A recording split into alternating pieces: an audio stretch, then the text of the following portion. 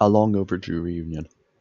As Sonic navigated his way around the city, he found it boring having to walk everywhere, but there were some places that he managed to get some good speed and even run along some rooftops. Although he had some initial doubt, it was clear to Sonic that Knuckles was right.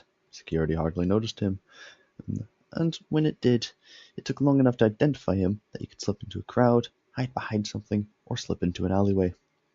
Sonic occasionally checked the compass. He was still heading in roughly the right direction. The map was almost no help except for some places which had unique designs or major buildings, but those were few and far between. This was Eggman's design for a city, after all. Quite a while later, Sonic had reached an obstacle he hadn't known about: a wall.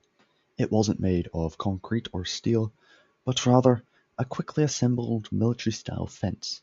There were a few direct places of entry, but those were through guarded checkpoints.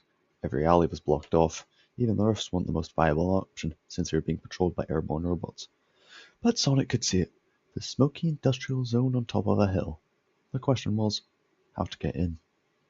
Sonic knew, if he was to get in there, it would be best to walk around like he was meant to be there, and not actively try and dodge security and bring attention to himself. But that was only after he'd actually gone inside.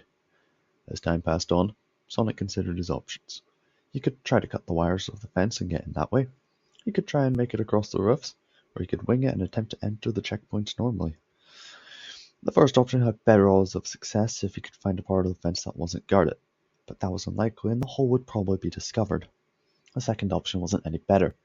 The roofs were almost completely under Eggman's watch and had almost no cover, so if Sonic was seen, it was over. The third option just wasn't happening. There also didn't seem to be any tunnels that Sonic could use to get through nearby. Even with little chance of success, entering sneakily was still far better than Eggman finding out that Sonic was here before it'd even be a full day since he'd arrived. Sonic prepared himself, climbing onto one of the nearby rooftops, and quickly scanned the area. All clear. A couple of quick jumps between buildings and a hop into an alley, Sonic found himself on the other side of the wall. Good. Now he just hoped that there were no other layers of security inside. There was. However, it didn't seem enough to stop Sonic. Skirting the walls, Sonic hoped that the guards wouldn't look over at him. One did. A quick leap and a roll behind a bin was enough to hide Sonic. He was still unknown. Now, it was just a straight shot to Tails. Hopefully. The distance to the industrial zone seemed oddly far. What didn't help was a near-complete lack of anyone wandering the streets. Once Sonic finally reached the big bundle of factories that was the industrial zone, he noticed how it seemed somewhat inactive. But the smoke and trickle of industrial runoff still persisted, and this place was even significantly darker than everywhere else Sonic had been so far. Sonic noticed an alley that seemed to match Knuckles' description. A drainage runoff with narrow paths on the side. It was also extremely smoky and dirty, so it seemed like a good place to start. As Sonic made his way down the alley, he could barely see the tunnels Knuckles was talking about. It didn't help that almost every step Sonic took was a step into rubbish, dirt, or other waste. But it shouldn't be too long until Sonic reached the fourth tunnel, unless he was in the wrong alley. The path just kept going on. This wasn't right. He should have been inside a tunnel and seen Tails by now. Regardless, Sonic kept moving forward. Whoa. Sonic had gone too far, finding himself right in front of a ledge down to something below. That ain't good. It was hard to see with all the smoke around him. Hi! Sonic looked around for the source of the voice, but he couldn't see anyone with all the smoke in the way. Suddenly something lunged at him, pinning him down and putting him dangerously close to the edge. Hey, hey, hey! Sonic quickly exclaimed. What do you want? What do you want? The thing on Sonic retorted angrily. Why are you here? Huh? I'm here to find Tails. Sonic said while desperately trying to free himself from the being's grasp. But it was no use. The person holding him down only seemed to get a stronger grip over time. That's all I'm here for. It's Miles, and only Miles, it shouted out. Sonic only began to panic more as time progressed. Get it right. Hey, then, I'm looking for... Sonic took a moment. You're him, aren't you? Well, you got me, Miles said, unimpressed. But for a moment, his hold on Sonic loosened. Hopefully now, Sonic would be able to move again. What do you want from me? Who are you? Miles lunged down on Sonic again, pressing him even harder against the ground this time. I'm Sonic. Sonic gasped. Miles' hold on him was too strong to even breathe properly. I'm here to see you again. Damn all you are, Miles scoffed. Sonic's been gone for 8 years now. You're just some old faker Eggman's manufactured, designed to make us think you're the real deal. You're not, and you ain't fooling me. Miles, look, I got time traveled here by Silver. Sonic hastily explained. That's why I just disappeared and now reappeared. Miles let off Sonic just enough to give him a moment to breathe, but nowhere near enough to let him free. Well, how'd you get here then? Miles questioned. How did you know exactly where I was? Knuckles told me. Sonic said, still somewhat short on breath. He told me. You knew where I had to go. Even the code for your lab. Miles began to lean down on Sonic again.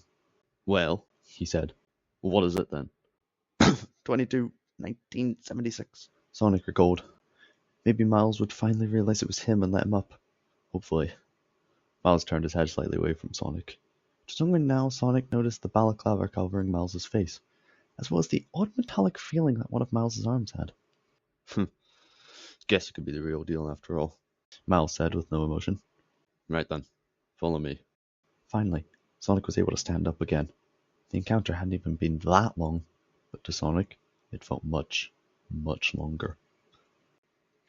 Miles led Sonic a short distance down the path Sonic came from previously, before sharply turning into a tunnel. Sonic wondered how Miles could tell where anything was in all the smoke, but Miles had lived in these conditions for years now, so it was reasonable that he could navigate here. The tunnel was dark, so dark that Sonic could hardly see his hands even if they were in his face. It didn't help that there was still some smoke here, but not nearly as bad as outside. The only thing Sonic could tell for certain in here was that this place desperately needed cleaning. Wait a moment, Miles commanded, with Sonic obliging. I need to check something. Sonic wondered what it could be, but thought that Miles was making sure there were none of Eggman's robots spying on him. Hey, Sonic exclaimed as a bright flash of light suddenly blinded him. could you not turn it just down a little bit? Miles simply ignored him and shined the light around him, inspecting every detail in Sonic's body. Everything seems to be in order, Miles said slowly. Why are your quills down? Knuckles thought it would help me blend in better. Sonic explained. I didn't expect Knuckles to be the kind of guy that knows disguises, but here we are. It was only now with a light shined on him that Sonic realized just how dirty his clothes were now after the less than stellar encounter with Miles. Miles, do you really think I'm a canner? Sonic continued after a couple seconds of Miles not responding. Done a lot of things and can do a lot of things that anything Eggman might build couldn't. I never said it had to be a robot, Miles said as he continued looking all over Sonic. Shadow was created unnaturally, was he not?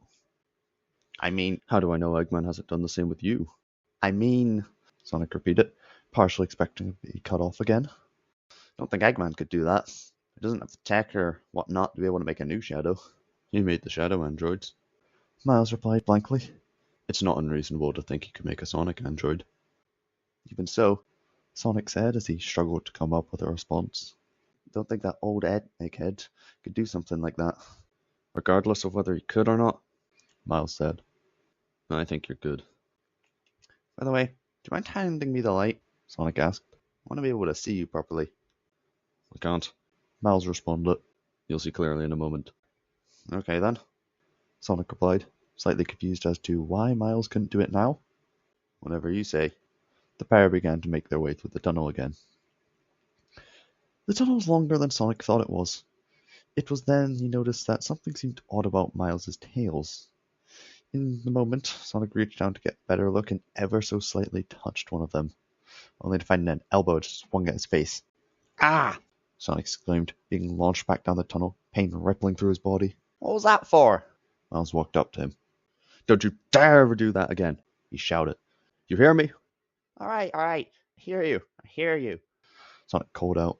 The area he'd been hit on his right cheek was completely numb. That hurt, you know. Miles continued to walk up closer and closer to Sonic. I know it did, he said, anger radiating from every word he said. But it didn't hurt you as much nearly as I've been hurt. Sonic struggled to get back up. Ow.